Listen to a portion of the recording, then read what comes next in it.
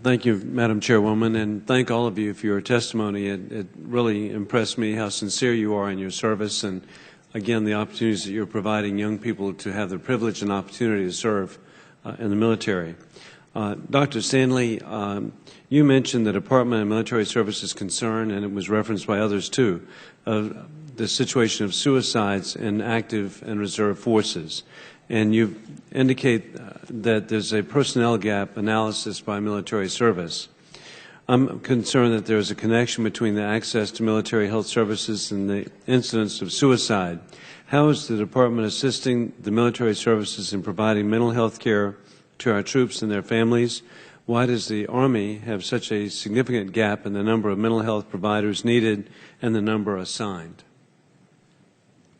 Well, Mr. Wilson, what I'll do is first of all, I'll defer the part of the Army question to our Army representative, but let me just address in macro our concerns dealing with health, the stress that are on our forces. And although suicide happens to be part of the issue, there's a much larger issue here dealing with how we take care of our troops, from everything from dwell time to the stress on the forces and the commitment, pay and compensation. All these things have some impact on this. And so we're looking at this holistically. We have a quadrennial review that's actually starting here very shortly that will take in part of this.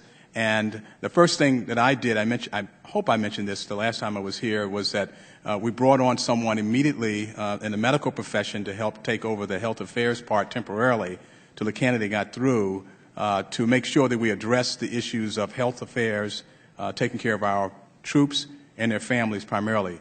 Those are macro statements as I work my way into learning more about what we can do in working with Congress. This is part of my agenda for coming over next week also to work with you. All right. And General Bostic. Yes, suicides is a tragic situation in any unit, in any family, and one suicide is too many. Our Vice Chief of Staff of the Army has taken the leadership on this in developing the campaign plan for health promotion, risk reduction, and suicide prevention, and has laid out an aggressive strategy on the way ahead. Part of that is counselors. Also, we are looking at alcohol and substance abuse and the counselors that are required there. Some of the challenge in hiring is due to location, and some of the challenge in hiring is this is a small, select group that's out there, and it's a very competitive environment, but we're working it very hard. In the area of suicides, we have about 250 counselors in that area. We expect to get up to about 290 in the May time frame. The challenge for us really is that the right requirement? And we're studying with the medical professionals to determine whether the requirement is correct, and it could be much higher than that. So we're working that closely with the medical professionals and the hiring in my office.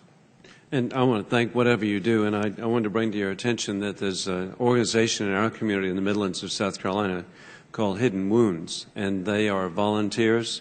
It was developed by Anna Bigham in memory of her brother, Lance Corporal Mills Palmer Bigham. And yesterday, their director, Chris Johnson, Dan Ramsey, came by, and they're providing mental health assistance and also suicide prevention assistance, and I thank them for what they're doing as a safety net and backing up DOD, the services, and VA. But I'm just grateful for what they've done. Another interest I have, Secretary Stanley, is the widow's tax. And I've run into it where I've met families, the widow and the children, and it affects them substantially, like $1,000 a month. And so what is the Department proposing to help on this? And just for clarity, are we talking about the survivor's benefit? Absolutely, and the indemnity compensation? That's right, yes. Offset. Offset.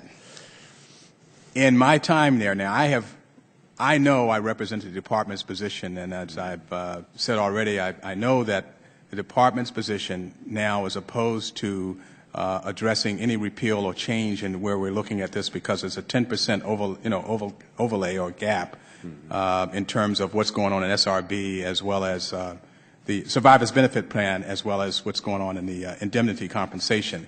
I have not personally had an opportunity to look at the numbers, to look at what that really means.